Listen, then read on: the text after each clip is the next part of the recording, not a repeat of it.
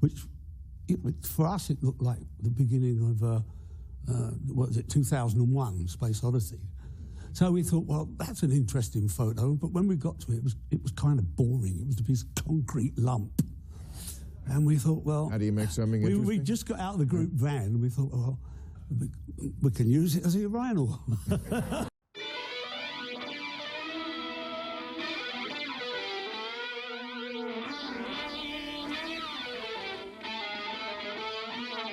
I received a call again from Peter Grant. There's a new album, there's no title, just come up with an interesting idea. And we started to talk about the power of Led Zeppelin. They were powerful.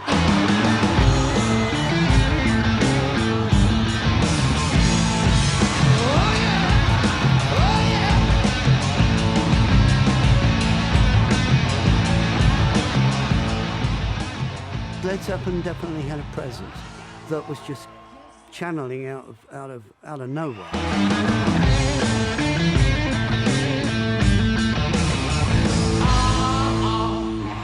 We started talking about power of persuasion, the psychology of how you could draw people in, and that led on to a conversation about what people need. People need Led Zeppelin.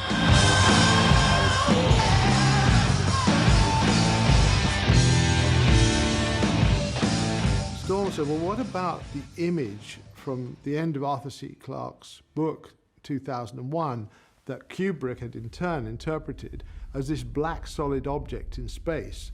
And supposing one took something like that and made it as a battery that everybody needed. Without this object, you couldn't live. You had to have it. George went and hunted around Charing Cross Road in the libraries there for stills that were out of the 50s, that we could place the object in sort of a normal setting. And the situations were a catalogue of important things in life.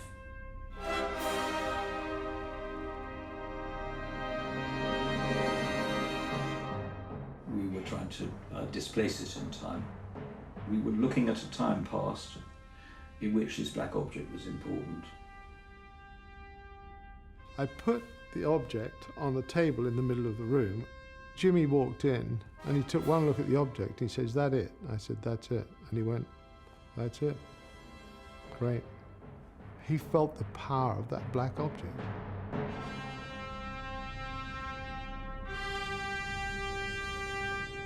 But when I saw the object, I said, this is great, but can we put a twist in it? And then they did it, and they came back, and it was like, well, this is it, this is great.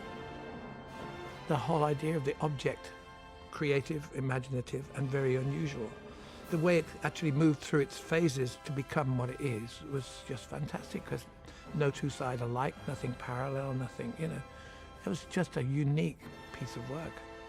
Well, it was right, it was the right decision. Crikey, it got emulated on a building in Dubai. Peter instructed me, he said, make 8. I'm going to give 4 to the guys, 1 to you and Storm, 1 to George Hardy, and 1 for himself. There were a myriad of different scenarios which they were placing the object in. It was a really fantastic way of establishing this object as being an accepted part of normal life, as was our music. On the front cover was a family sitting around a table at the London Boat Show. I went to the boat show, shot the background, shot the rest of it in Hipgnosis studio.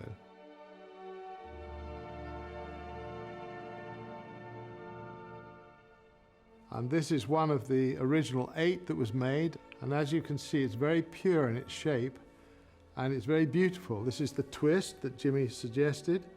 And this is the sort of, it's got this matte feeling to it. And funnily enough, if anybody ever sees it in the studio or something like that, people often say, "Can I touch it?" Particularly fans, because they feel that somehow it gives off some, you know, something.